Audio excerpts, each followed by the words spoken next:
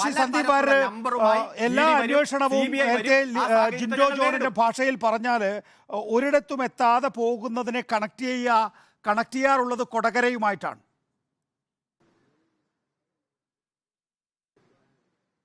അല്ല, അതിൽ എന്റെ ചോദ്യം സന്ദീപ് വാര്യരോടാണ്. ഒരു പ്രത്യേക ഘട്ടത്തിൽ കള്ളപ്പണം ഉൾപ്പെട്ടിട്ടുണ്ട്. എന്നോടാണ് ചോദ്യം. അരുൺ ഞാൻ മറുപടി പറയട്ടെ. അരുൺ എന്നുള്ള ചോദ്യമാണ്.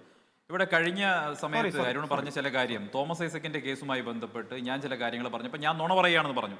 വാസ്തവത്തിൽ ഞാൻ അതുകൊണ്ടാണ് പറഞ്ഞത്, തോമസ് ഐസക്ക് പറയുന്ന കാര്യങ്ങൾ ആധികാരികമാക്കി എടുക്കാതെ ആ കേസുമായി ബന്ധപ്പെട്ട് വന്ന കോടതി വിധി പഠിച്ചതിന് ശേഷം ദയവ് ചെയ്ത് മാധ്യമപ്രവർത്തകർ ആ വാർത്തകൾ റിപ്പോർട്ട് ചെയ്യണമെന്ന് എനിക്ക് തോമസ് ഐസക്കിന്റെ കാര്യത്തിൽ പ്രത്യേകിച്ചും. കാരണം മനുഷ്യരെ തെറ്റിദ്ധരിപ്പിക്കാനും പറ്റിക്കാനും തട്ടിപ്പ് നടത്താനും ഇതിനേക്കാൾ വലിയൊരു മനുഷ്യനെ ഞാൻ കേരളത്തിൽ കണ്ടിട്ടില്ല. അദ്ദേഹം എന്താ പറഞ്ഞത്? ഹൈക്കോടതി അദ്ദേഹത്തിന് അനുകൂലമായിട്ടുള്ള വിധി വിധിച്ചു എന്നാണ് ആദ്യത്തെ ദിവസം പറഞ്ഞത്. പക്ഷേ വിധിപ്പകർപ്പ് പുറത്തു വരാൻ കുറച്ച് സമയം എടുത്തു ഹൈക്കോടതി അപ്ലോഡ് ചെയ്യാൻ. അതിനുശേഷമാണ് ജനങ്ങൾക്ക് വസ്തുത ബോധ്യപ്പെട്ടത്. എന്തായിരുന്നു തോമസ് ഐസക്കിന്റെ പ്രയർ? മസാല ബോണ്ട് ഇനിഷ്യേറ്റ് ചെയ്തിട്ടുള്ള മറ്റ് സ്ഥാപനങ്ങൾക്ക് എതിരെ എവിടെയും അന്വേഷണം നടക്കുന്നില്ല, അതുകൊണ്ട് എനിക്കെതിരെയും നടക്കാൻ പാടില്ല, ഞങ്ങൾക്കെതിരെയും നടക്കാൻ പാടില്ല. ഇവിടെ അരുൺകുമാർ ഉന്നയിക്കുന്നത് പോലെയുള്ളൊരു വാദം, അതായത് വീണയ്ക്കെതിരെ അന്വേഷണം നടത്താൻ പാടില്ല, അതിന് ഇഡിക്ക് റൈറ്റ് ഇല്ല എന്നുള്ളതായിരുന്നു. ഇതേ വാദമാണ് തോമസ് ഐസക്ക് ഉന്നയിച്ചത്, ഹൈക്കോടതിയിൽ പോയത്. ഹൈക്കോടതി എന്താ പറഞ്ഞത്?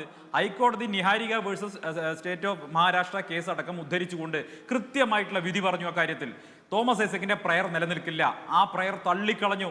തോമസ് ഐസക്കിന് എതിരായിട്ടുള്ള വിധിയാണ് ഉണ്ടായത്.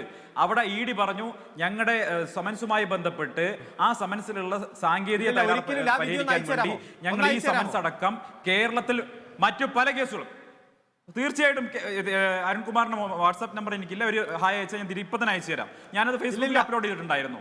കൃത്യമായിട്ട് കോടതി തോമസ് ഐസക്കിന്റെ പ്രയർ തള്ളിക്കളഞ്ഞു. ഒരു സെക്കൻഡ്, ഇല്ലെന്ന് പറയണ്ട, അങ്ങനെയാണ്. എന്റെ അടുത്തുണ്ടെന്നേ, ഞാൻ വായിച്ചു തരാം. എന്തിന് ഞാനിപ്പോ അങ്ങോട്ട് വായിച്ചു തരാം. ഒരു സെക്കൻഡ്, ഞാൻ പറയാം. മണ്ടത്തരം പറയാതെ അരുൺകുമാറെ, നിങ്ങളുടെ ആർഗ്യുമെന്റ് നിങ്ങൾ കോടതിയിൽ പോയി ആവശ്യപ്പെട്ടത് കേസ് ക്വാഷ് ചെയ്യണമെന്നാണ്. കേസ് ക്വാഷ് ചെയ്തില്ല. ഹൈക്കോടതി തോമസ് ഐസക്കിന്റെ വാദം തള്ളിക്കളഞ്ഞു. കേസ് ക്വാഷ് ചെയ്തില്ല എന്ന് പറഞ്ഞാൽ കേസ് അവസാനിപ്പിക്കണം. അത് സാധ്യമല്ലാന്ന് പറഞ്ഞു. ഈ കേസിൽ മാത്രമല്ല. ആര് പറഞ്ഞു? എന്നാ പിന്നെ നിങ്ങൾ പേടിക്കുന്നത്? ഞാൻ കാര്യം പറയട്ടെ. നിയമലംഘനം അനുസരിച്ചിട്ടുള്ള സമൻസാണ്, നിയമവിരുദ്ധമായ സമൻസിനെയാണ് ചോദ്യം ചെയ്തത്. എന്റെ അരുണെ ഒന്നും മിണ്ടാതിരിക്കുക. താങ്കൾ മിസ്ലീഡ് ചെയ്യാം. അരുണ ഞാൻ വരണേ, ഒരു സെക്കൻഡ്. വിധിന്യായ എന്റെ അടുത്തുണ്ട്. വിധിന്യായ എന്റെ അടുത്തുണ്ട്. ഞാൻ പറയട്ടെ. ഇഡി അവിടെ പറഞ്ഞത് എന്താ? ഞങ്ങളുടെ സമൻസിലുള്ള സാങ്കേതിക പ്രശ്നം കാരണം പല കേസുകളുടെയും സമൻസ്, ഈ കേസ് മാത്രമല്ല കരുവന്നൂർ ഉൾപ്പെടെ നിരവധി കേസുകളുടെ സമൻസ് പിൻവലിക്കുകയും പുതിയ സമൻസ് ഇഷ്യൂ ചെയ്യുകയാണ് എന്ന് കോടതി അറിയിച്ചു. അതിന്റെ അടിസ്ഥാനത്തിൽ തോമസ് ഐസക്കിന്റെ പ്രയറും വാദവും തള്ളിക്കളഞ്ഞുകൊണ്ടാണ് കോടതി വിധിച്ചത്. ഇഡിക്ക് അനുകൂലമായിട്ടുള്ള വിധിയായിരുന്നു. ആ വിധിപ്പകർപ്പ് വരാൻ വൈകിയതുകൊണ്ട് തോമസ് ഐസക്കും സംഘവും ഞങ്ങൾ ജയിച്ചേ, ഫയൽവാൻ ജയിച്ചേ എന്ന് പറയുകയാണ് ചെയ്തത്. അതാണ് ഇപ്പോൾ അരുൺകുമാർ ആവർത്തിക്കുന്നത്. ഇനി ഒരു കാര്യം കൂടി അരുൺകുമാറിനോട് പറയാം. അരുൺകുമാർ ഇത്ര വ്യാഖ്യാനിച്ച് ബുദ്ധിമുട്ടണ്ട. 1.72 കോടി വീണ വിജയന് കിട്ടാൻ നിങ്ങൾ നടത്തി കൊടുത്ത സർവീസ് എന്താ? അതൊന്ന് പറ, ജനങ്ങൾ കേൾക്കട്ടെ. അരുൺകുമാർ ഞാൻ ചോദിച്ച ചോദ്യത്തിന് ശ്രീ സന്ദീപ് വാര്യർ പറയൂ. താങ്കൾ ഒരേ വിഷയം തന്നെ 3-4 വട്ടം ഉന്നയിക്കല്ലേ? പല കാര്യങ്ങളും ഇവിടെ ജിൻഡോ ജോണിന്റെ കോൺഗ്രസ് പാർട്ടിയുടെ ആക്ഷേപം എന്താണ്? പല കേസുകളും എവിടെയും എത്തുന്നില്ല. നമ്മൾ എല്ലാ തെരഞ്ഞെടുപ്പുകളിലും വലിയ നിലയിൽ കൊട്ടിഘോഷിച്ചതാ സ്വർണ്ണക്കള്ളക്കടത്ത് നടന്നിരിക്കുന്നു, ഇതാ ഈന്തപ്പഴത്തിന്റെ കുരുവിന് പകരം സ്വർണം കടത്തിയിരിക്കുന്നു, ഖുറാന്റെ ഉള്ളിൽ പുറം ചട്ടക്ക് അകത്ത് മുഴുവൻ സ്വർണ്ണമായിരുന്നു എന്നൊക്കെ ആക്ഷേപം വരിക. ആ തെരഞ്ഞെടുപ്പിൽ അതൊക്കെ അവസാനിക്കുകയാണ് ചെയ്യുന്നത്. ഇപ്പോൾ SFIO അന്വേഷണവും ED അന്വേഷണവും വരുന്നു. ഈ അന്വേഷണങ്ങളൊന്നും എവിടെ എത്തുന്നില്ല എന്നുള്ള ഒരു പൊതുധാരണയുണ്ട് ശ്രീ സന്ദീപ് വാര്യരെ. അതിന്റെ കാരണം എന്താണ്? എന്തുകൊണ്ടാണ് ആ അന്വേഷണങ്ങൾ എവിടെ എത്താതെ? ഒന്നും ഇല്ലാത്തത് കൊണ്ടാണോ, അതോ കൊടകരയുമായി കോംപ്രമൈസ് ചെയ്യുന്നതുകൊണ്ടാണോ? അല്ല, ഇവിടെ പിണറായി വിജയനെതിരെ SNC ലെവലിന്റെ അന്വേഷണം മുഴുവൻ നടന്നത് ജിൻഡോ ജോണിന്റെ കോൺഗ്രസ് പാർട്ടി ഈ രാജ്യം ഭരിക്കുന്ന സമയത്താണ്. ആ സമയത്താണല്ലോ CBIയുടെ ഇൻവെസ്റ്റിഗേഷൻ നടന്നത്. അത് ആദ്യത്തെ UPA സർക്കാരിനെ പിന്തുണച്ചിരുന്നത് പിണറായി വിജയന്റെ പാർട്ടിയാണല്ലോ. എന്തേ നിങ്ങൾ ആ കാലത്ത് പിണറായി വിജയനെ പിടിച്ച് ജയിലിടായിരുന്നത്? എന്തേ നിങ്ങൾ അദ്ദേഹത്തെ പിടിച്ച് റിമാൻഡ് ചെയ്യായിരുന്നത്? എന്തേ ആ സമയത്ത് നിങ്ങളെ മുട്ടിടിച്ചോ? എന്തേ നിങ്ങൾ കഴിയാതെ പോയി? എന്നിട്ട് ആ ചോദ്യം ഞങ്ങളോട് ചോദിക്കണ്ട.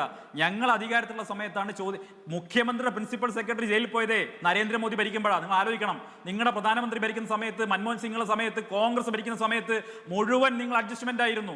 എല്ലാ കാലത്തും കോൺഗ്രസ് CPM പരസ്യമായിട്ടുള്ള സഖ്യമല്ലേ, നിങ്ങൾ ഒരു മുന്നണിയല്ലേ? എന്നിട്ട് ഉളുപ്പില്ലാതെ BJPയും CPM തമ്മിൽ സഖ്യമാണെന്ന് ഇവിടെ ഒന്ന് പറയാൻ നിങ്ങൾക്ക് നാണമില്ലേ? നിങ്ങൾ നാളെ പിണറായി വിജയനെതിരെ, ഇനി ഈ കേസിൽ തന്നെ വീണ വിജയനെതിരെ, ഞാൻ രാവിലെ മാത്യു കോളനാടന്റെ പ്രസ്താവന കേട്ട് അത്ഭുതപ്പെട്ടു പോയി. ഈ കഴിച്ചിട്ട് ഇറക്കാനും വയ്യ, മധുരിച്ചിട്ട് തുപ്പാനും വയ്യ എന്നുള്ള അവസ്ഥയിലാണ് മാത്യു കോളനാടൻ ഇപ്പോൾ ഉള്ളത്. ചോദിക്കുന്ന സമയത്ത് പറയാം അതൊന്ന് പരിശോധിച്ചിട്ടേ പറയാൻ പറ്റുള്ളൂ. ഈ സമയത്ത് എന്തുകൊണ്ട് നടപടി വന്നു എനിക്ക് അങ്ങനെ പറയാൻ സാധിക്കില്ല എന്ന്. കാരണം എന്താ? ഈ സമയത്ത് ഇവർ മുന്നണിയാണ്. മാത്യു കോളനാടനും പാർട്ടി നിലപാടിന് വിരുദ്ധമായി പറയാൻ പ്രയാസമുണ്ട്. രാഹുൽ ഗാന്ധി 3-ാം തീയതി വരുന്നുണ്ടല്ലോ നോമിനേഷൻ കൊടുക്കാൻ. രാഹുൽ ഗാന്ധി മറുപടി പറയണം. ഈ വിഷയത്തിൽ ED വരുന്ന സമയത്ത് ഇനി നാളെ വീണ വിജയനെതിരെ നടപടി ഉണ്ടായാൽ നിങ്ങൾ ഡൽഹിയിൽ പോയി സത്യാഗ്രഹിക്കില്ലേ? നിങ്ങൾ കേജ്രിവാളിനെതിരെ കേസ് കൊടുത്ത ആളുകളല്ലേ? ഇപ്പൊ നേരത്തെ പറഞ്ഞെന്താ, നികേഷ് ചോദിച്ച പ്രസക്തമായ ഒരു ചോദ്യം, നല്ല ഉരുണ്ട് ജിൻഡോ ജോൺ സ്റ്റുഡിയോയുടെ അപ്പുറം വരെ എത്തിയിട്ടുണ്ട്. എന്താ പറഞ്ഞത്? നികേഷ് ചോദിച്ചു, നിങ്ങൾ കേരളത്തിൽ ഒരു നിലപാടും മറ്റൊരു കേജ്രിവാളിന്റെ കാര്യത്തിൽ മറ്റൊരു നിലപാടും അല്ലേ സമൻസിന്റെ കാര്യത്തിൽ നിന്ന്? നികേഷിന് അറിയോ, ഈ കേജ്രിവാളിന് 4-ാമത്തെയും 5-ാമത്തെയും സമൻസ് കൊടുത്തപ്പോ ഡൽഹിയിൽ ഷീലാ ദീക്ഷിത്തിന്റെ മകൻ, കോൺഗ്രസിന്റെ നേതാവ് സന്ദീപ് ദീക്ഷിത്, അജയ് മാക്കനും ഉൾപ്പെടെയുള്ളവർ നടത്തിയ പത്രസമ്മേളനങ്ങൾ യൂട്യൂബിൽ അവൈലബിൾ ആണ്. എന്റെ ജിൻഡോ ജോണെ എന്താ പറഞ്ഞത്? കേജ്രിവാളിനെ പറഞ്ഞത് കേജ്രിവാൾ കള്ളനാണ്, കേജ്രിവാൾ സത്യസന്ധതയുണ്ടെങ്കിൽ EDക്ക് മുന്നിൽ ഹാജരായി. ഇപ്പോ ജിൻഡോ ജോൺ ഇവിടെ തോമസ് ഐസക്കിനെയും വീണ വിജയനെയും വെല്ലുവിളിക്കുന്നത് പോലെ അന്ന് ഡൽഹിയിൽ ഇരുന്ന് വെല്ലുവിളിച്ചിരുന്ന 2 മഹാന്മാരാണ്. ഒന്ന് അജയ് മാക്കൻ, 2 സന്ദീപ് ദീക്ഷിത്.